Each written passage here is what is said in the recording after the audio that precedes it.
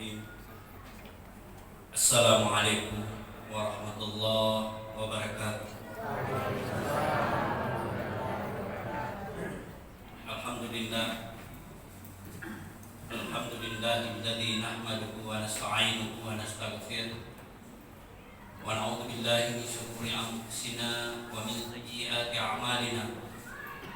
May yahdihillahu fala mudilla lahu wa may yudlil fala hadiya lahu. Asyhadu an la ilaha illallah wa asyhadu anna Muhammadan abduhu wa rasuluh la nabiyya ba'dah. Wa qala Allah subhanahu wa ta'ala fil Qur'anil 'azim wa huwa asdaqul qailin. A'udzu billahi minasy syaithanir rajim. Bismillahirrahmanirrahim. Ya alladzina amanu taqullaha haqqa tuqatih wa la tamutunna illa wa antum muslimun. Shadaqallahul azim. Bapak-bapak, ibu-ibu jamaah rahimakumullah, kembali tak henti-hentinya kita mengucapkan puji syukur kehadirat Allah Subhanahu wa taala. Oleh karena rahmat, hidayah serta taufiknya, sehingga kita masih diberikan kesehatan, diberikan kekuatan, dan yang paling utama adalah keimanan dan keyakinan akan kebenaran Islam, sehingga kita kembali berkumpul di tempat yang barakah ini guna melaksanakan salah satu kewajiban kita selaku seorang muslim, berupa salat isya secara berjamaah, yang insya Allah akan dilanjutkan dengan ibadah-ibadah sunnah berupa salat tarawih dan witir secara berjamaah pula. Salat serta salam lalu kita kirimkan kepada baginda Rasulullah Nabi Muhammad sallallahu alaihi wasallam, Nabi yang insya Allah akan selalu menjadi panutan kita, menjadi suri teladan kita di dalam melaksanakan segala aktivitas sehari-hari kita. Jamaah rahimakumullah, sebagaimana yang disampaikan MC tadi, bahwa insya Allah pada malam hari ini kita akan membahas tentang moderasi beragama dalam pandangan Islam. Terkait dengan ini, kalau kita sebenarnya mau membahas tentang moderasi beragama, di Kementerian Agama itu ada memang diklat terkait masalah moderasi beragama, dan itu 1 minggu. Nah, olehnya itu di kesempatan kali ini kita hanya akan membahas garis besarnya bagaimana sebenarnya moderasi beragama, terutama dalam pandangan Islam. Dan apa sebenarnya moderasi beragama itu? Karena akhir-akhir ini ada sebahagian saudara kita yang salah memaknai terkait moderasi beragama, sehingga dia menganggap bahwa moderasi beragama itu adalah suatu upaya-upaya melemahkan agama Islam itu sendiri, karena pemahaman yang keliru. Nah, apa sebenarnya moderasi beragama itu? Karena beda itu moderasi beragama dengan moderasi agama. Ya, kalau moderasi agama kita tidak perlu dimoderasikan, karena agama kita ini adalah umat dan wasatan. Agama kita ini adalah agama pertengahan. Jadi moderasi itu kalau di bahasa Arab berarti wasatiyah. Jadi sifat tengah-tengah. Dia tidak terlalu ekstrim dan dia juga tidak terlalu liberal. Jadi dia berada di tengah-tengah. Jadi moderasi pada hakikatnya adalah cara pandang atau sikap dalam beragama yang tidak berlebih-lebihan, tidak terlalu ekstrim atau tidak ekstrim dan tidak liberal. Ekstrim itu terlalu memahami agama secara tekstual, kemudian liberal itu menggampangkan atau mengabaikan aturan-aturan agama itu sendiri. Jadi sikap kita di dalam beragama itu. Nah, cara pandang yang keliru itu adalah bahwa moderasi merupakan sifat kompromi terhadap akidah atau ajaran agama lain. Nah, inilah pemahaman yang keliru. Jadi pemahaman agama Islam wasatiyah atau moderasi itu bukan berarti mengkompromikan akidah. Tidak, akan tetapi menghargai kita menjalankan agama kita sendiri, agama Islam, akan tetapi kita menghargai ibadah orang lain. Nah, yang menjadi masalah sekarang adalah kita tidak memandang kepada agama orang lain yang terkadang kita bersikap toleran. Karena sebenarnya moderasi itu kalau bahasa dulu kita di P4 itu adalah toleransi beragama. Nah, pemahaman toleransi juga ini yang terkadang ada yang keliru memaknai toleransi itu berarti mengikuti atau mengkompromikan akidah kita, ibadah kita dengan agama lain. Sebenarnya kita dengan agama lain itu sudah selesai. Yang menjadi masalah itu adalah intern kita sendiri. Maksudnya intern kita sendiri, terkadang kita terlalu menganggap cara paham pemahaman agama kita yang benar, cara paham agama lain atau orang lain itu salah. Ini dalam intern Islam sendiri. Ada Islam kiri, ada Islam kanan. Ada yang ekstrim, ada yang liberal. Kita tidak menghargai orang lain, apalagi dalam perkara furu'iyah pada cabang-cabang agama kita. Olehnya itu, mari kita menyikapi perkara seperti ini. Kemudian kita jangan terlalu serta-merta memaknai keliru. Apa itu moderasi? Apa itu wasatiyah?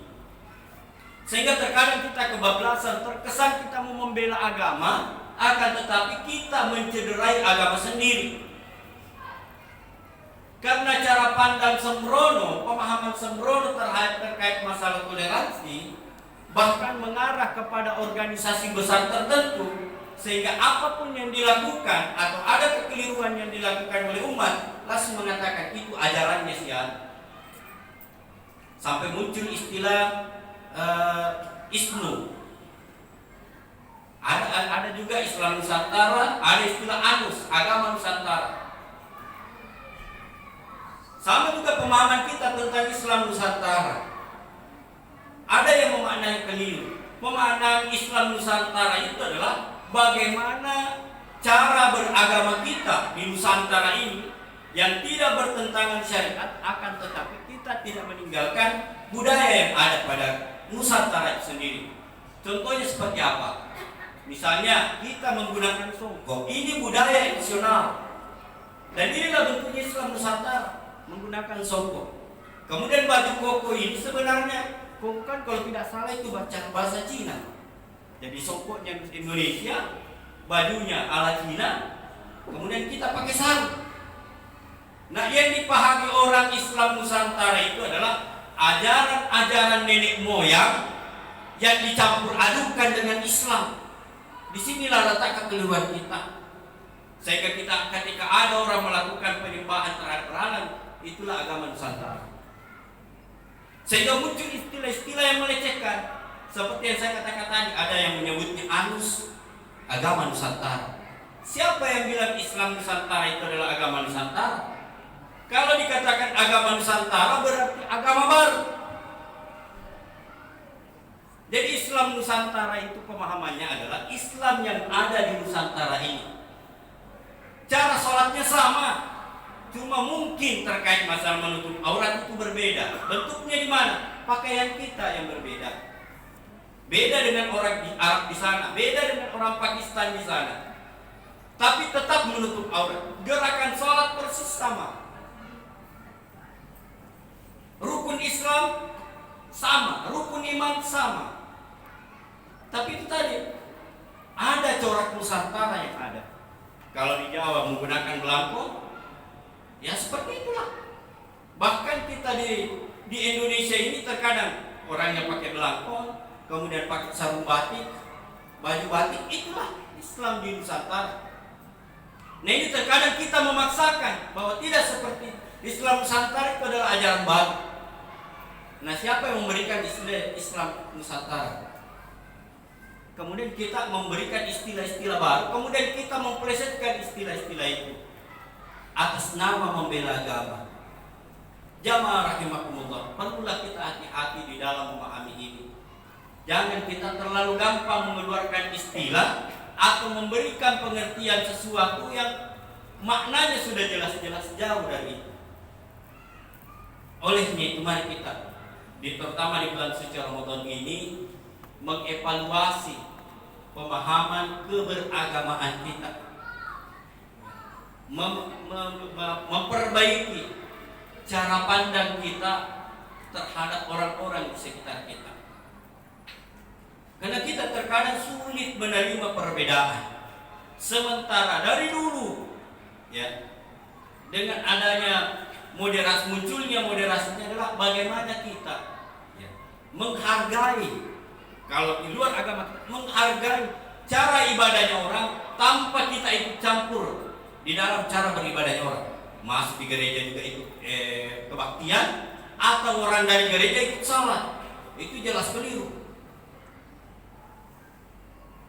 Jamaah rahimakumullah. Nah inilah kita perbaiki. Kemudian ketika ada saudara kita mungkin terkait masalah sosialisasi ataukah melakukan kegiatan-kegiatan sosial berinteraksi dengan agama mereka, ini kan terkait masalah hubungan sosial.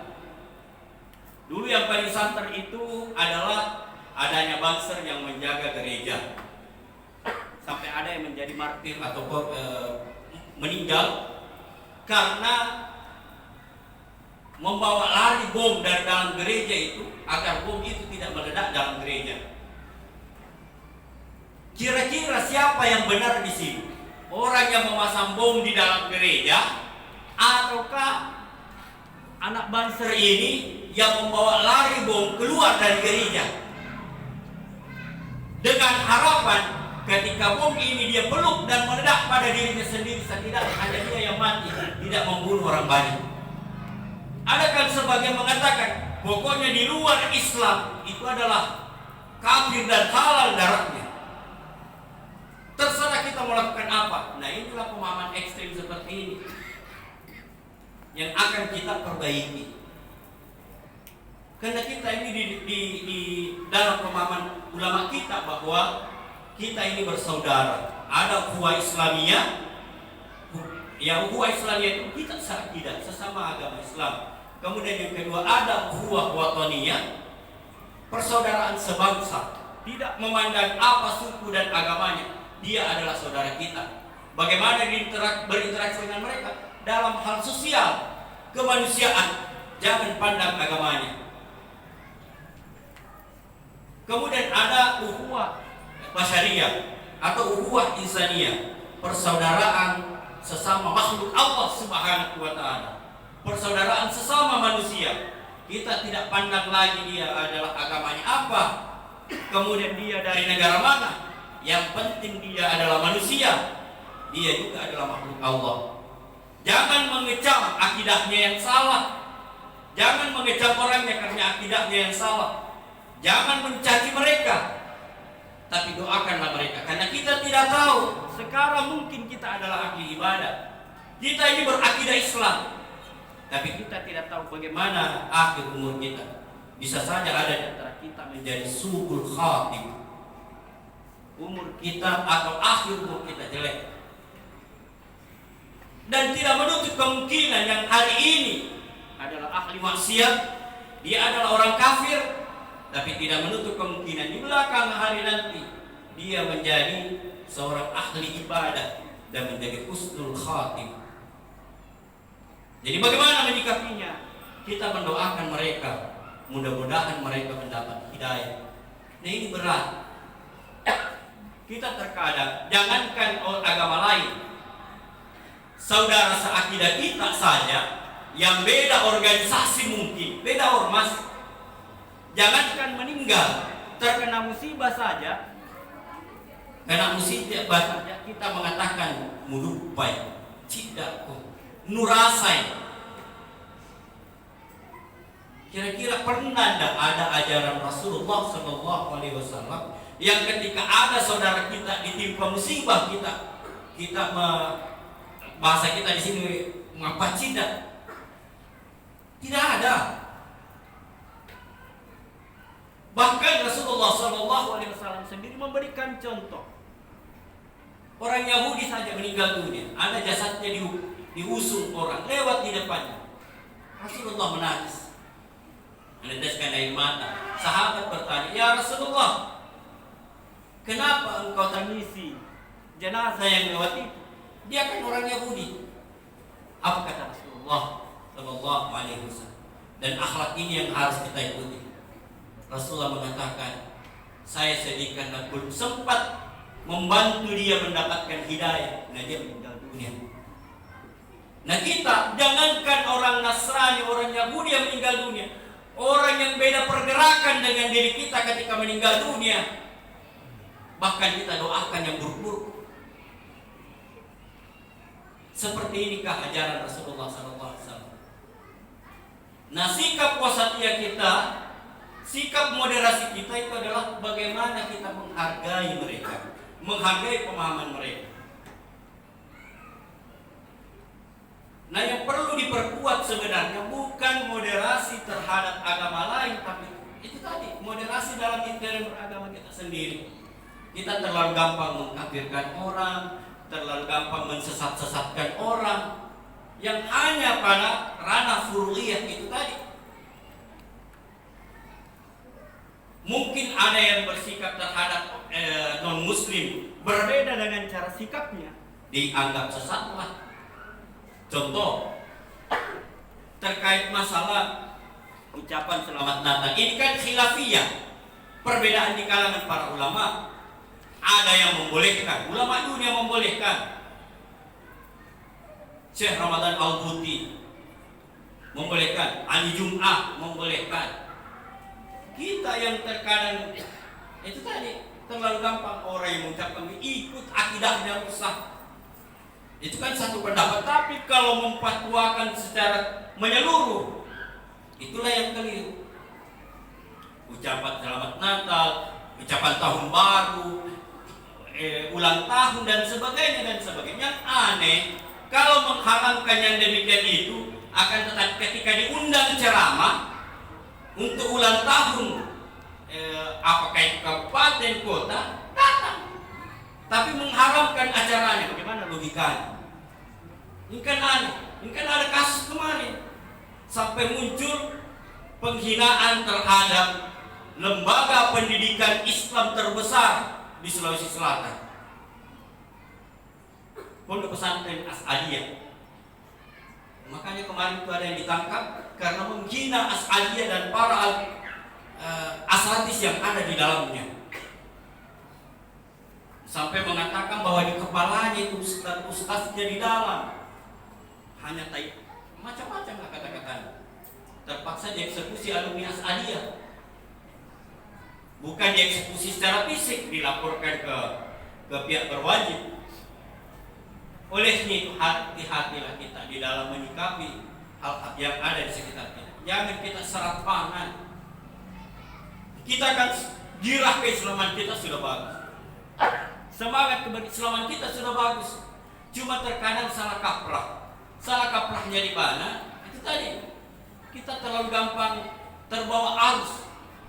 Terbawa arusnya di mana? Melecehkan saudara kita dan sebagainya dan sebagainya. Ada kasus yang menarik kemarin itu, yang pemukulan adik awal mandu kalau tidak salah namanya itu.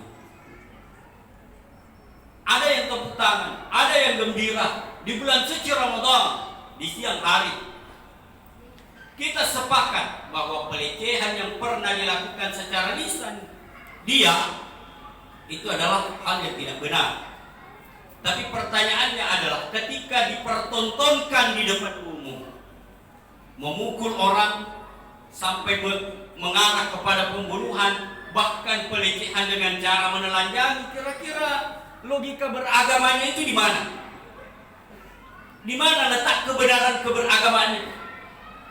Dan pernah tidak ada contohnya. Janganlah sampai kepada Rasulullah SAW, janganlah kepada sahabat. tapi kepada tabi'in dan ulama-ulama terdahulu. Ada tidak pernah memfatwakan ketika ada yang pernah menghina agama kita, pukullah dia, telanjangi di depan? Tidak ada.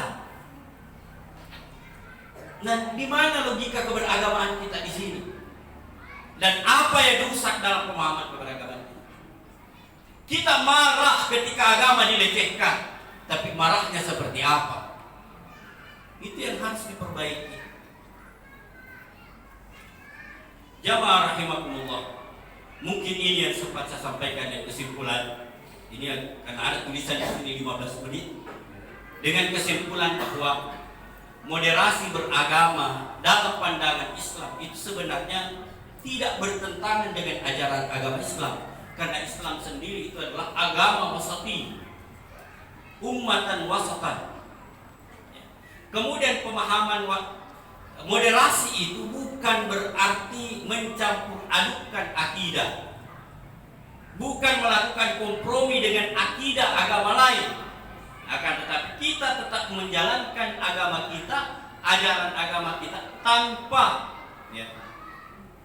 melecehkan agama orang lain, tapi menghargai cara beragama orang lain.